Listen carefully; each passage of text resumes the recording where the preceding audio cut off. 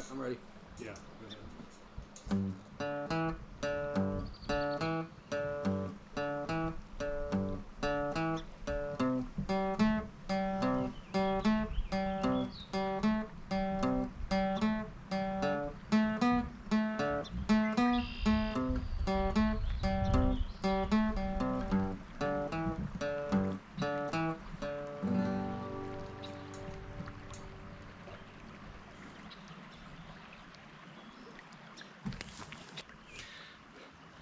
Hey everybody, welcome to Forest County, Pennsylvania and the Forest County Outback Channel, combining history with the outdoors.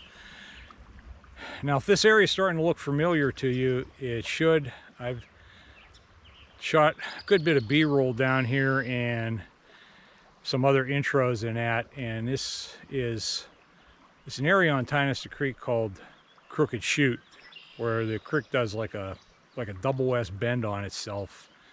And it must have been a lot of fun back in the days running lumber and timber rafts through here, but it's, I don't know, 10 minutes from my house or less, and it's one of my favorite spots in the area.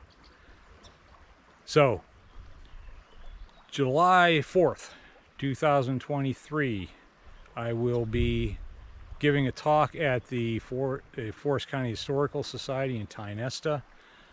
It's historic photos then and now, and from 7 till 8. So if you're in the area looking for something to do, stop by. You'll get out in time to go see fireworks, not a problem. Now today's video is going to be something different. It was not made with YouTube in mind, but I decided to put it on here anyhow. Now the way this came about, a few weeks ago, a friend of mine, at least I think we're friends, who's an archaeologist, sent me an email about a film festival. The I can never remember how it's pronounced. The Archaeos Film Festival.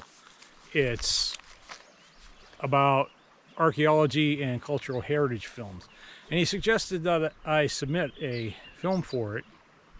And I thought he was crazy, because I looked at some of the trailers, and then, you know, these are professional filmmakers. And, you know, he said, well, you know, this is practice for a different audience. And then I saw an interview with one of the jurors who lamented that the films are overproduced, that the production is taking away from the storytelling. And I thought, well, you know what, you want low production? We can do that, not a problem. So I put together a film very, very quickly. It was a real learning experience, and it took a couple tries. I actually had to film it three times before I got something satisfactory, and I will be the first to admit it's not the best, but it's my first try at one of these. And so hope you stick around to watch it. It's short. It's a little, not quite 14 minutes runtime, and yeah, I think it's interesting. This film is not so much about the artifacts as it is about the meaning and connections to other things, and it's more reflective than exploring. And so keep an open mind, and hope you enjoy. This is Forest County Outback number 27, the initial cave. And if you get through the whole thing, stick around. I have some comments at the end. All right.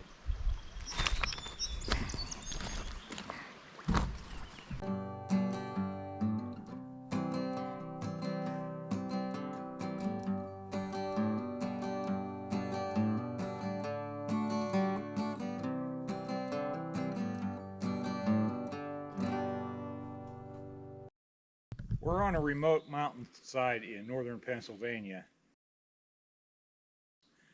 and through this notch behind me is the site of the initial cave.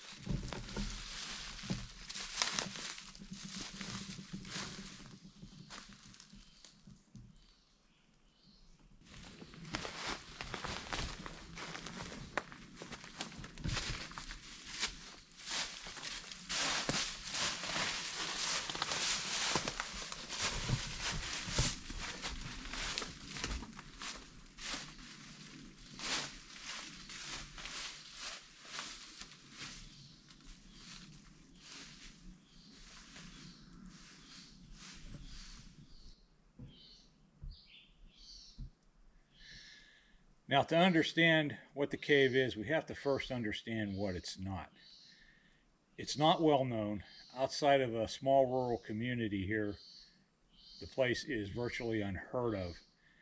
And the carvings here themselves are not very impressive, although the setting is.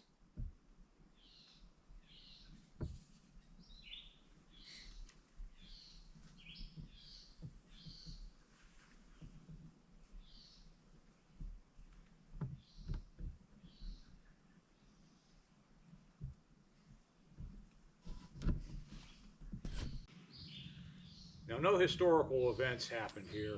No person of any note has visited this site that we know of. The carvings aren't even that old. They span from the present back to the mid-1800s. And the cave really isn't even a cave. It's a rock shelter. All right.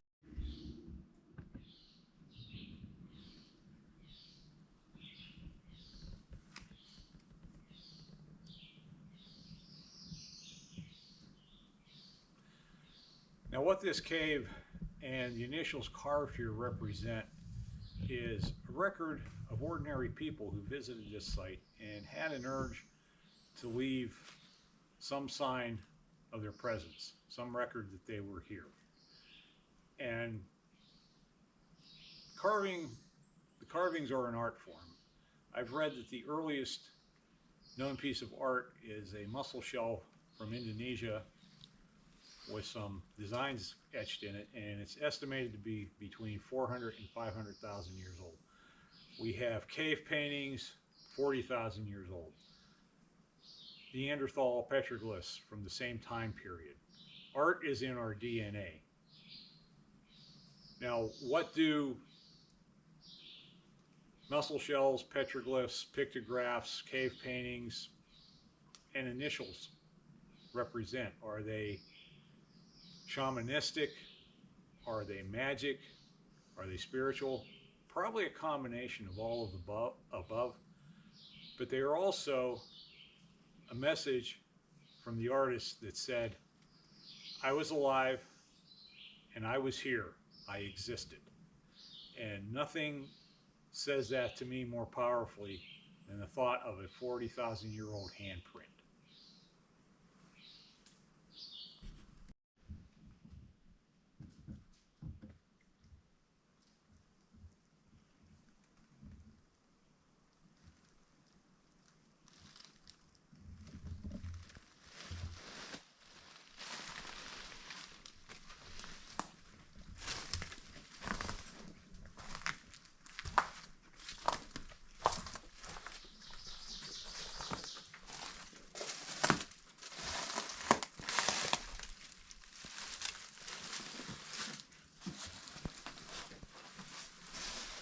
Now, some of the people who carved their names and initials here, I know. Some of them I used to know. They've passed away.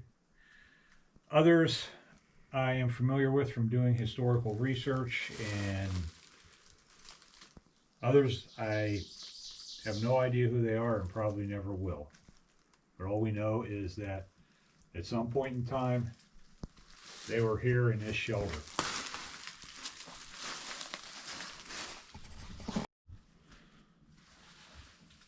So we've got C.H. Hawks, was here in 1907. Name is unfamiliar to me. Ollie Stover is somebody I've heard of.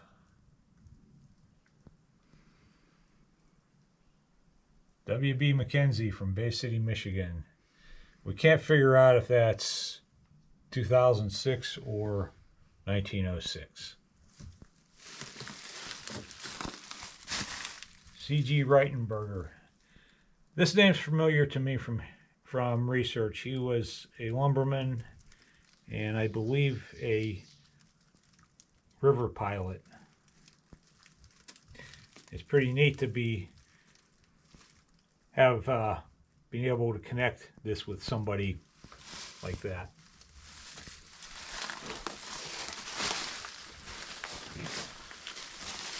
So Who else do we have? Oh, yes. H.J. Holquist. Another lumberman. 1889. July 4th. You wonder if he was dyslexic. Dyslexic because the 4 is backwards. Newer one, 1993.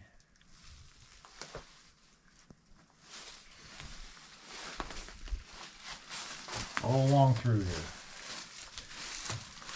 Ruth Shawley, 1948. We don't know anything about her, except that in 1948 she was here.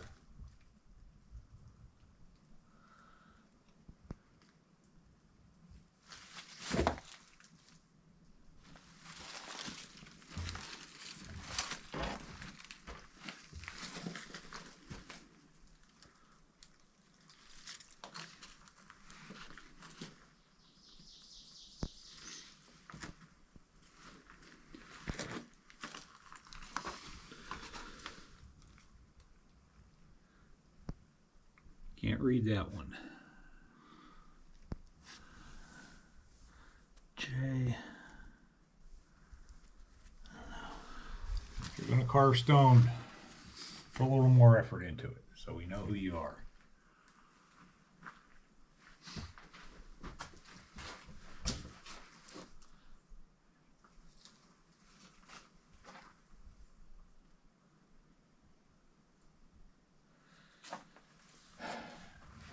KLM, 1922. No idea who they are. But as I said, we know they were here.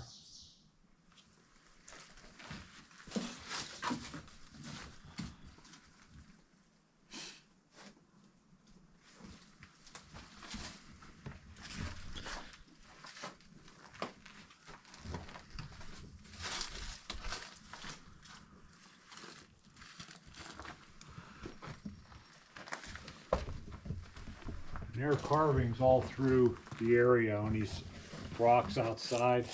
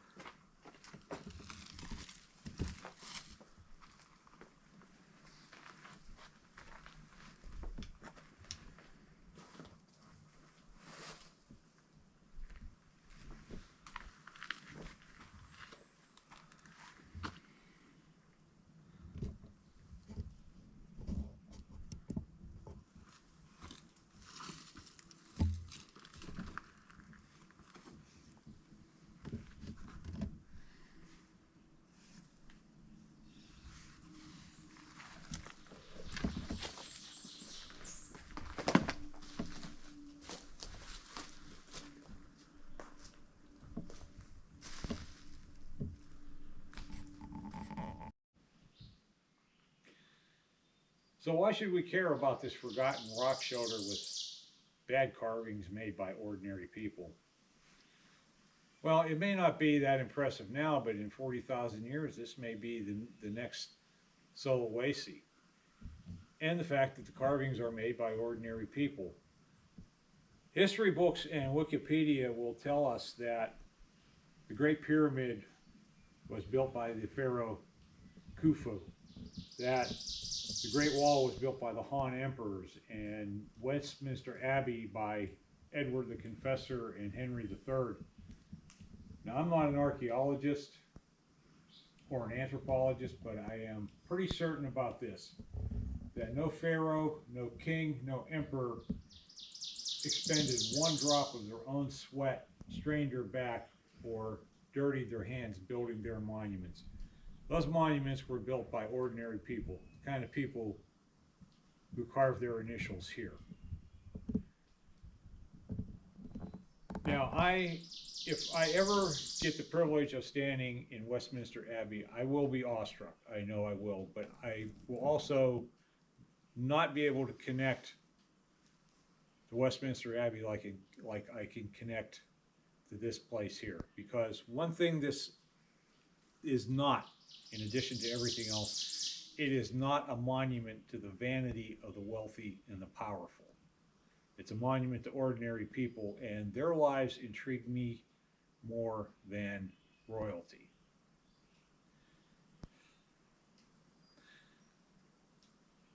Now, there have been volumes written that would fill libraries speculating about the people who created the cave paintings and signed their work with their handprints, the people who created the petroglyphs, the mussel shell art, wondering who were they, what happened to them, where did they go?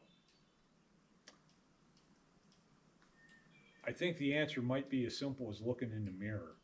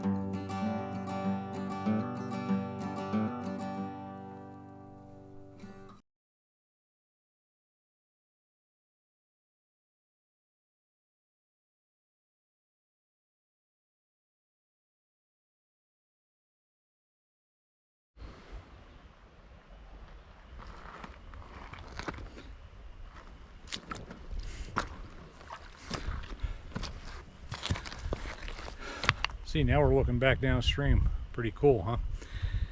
So if you got this far, thanks for watching.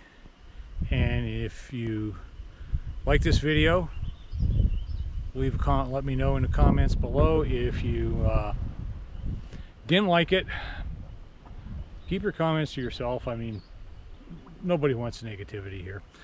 But I really enjoyed doing this video. It was a learning experience. It was a lot of fun, kind of expanding the range here, and I intend to do more in this vein in the future. So, as I said, like, comment, share, and subscribe if you haven't already. And we will catch you on the next one. Thanks for watching.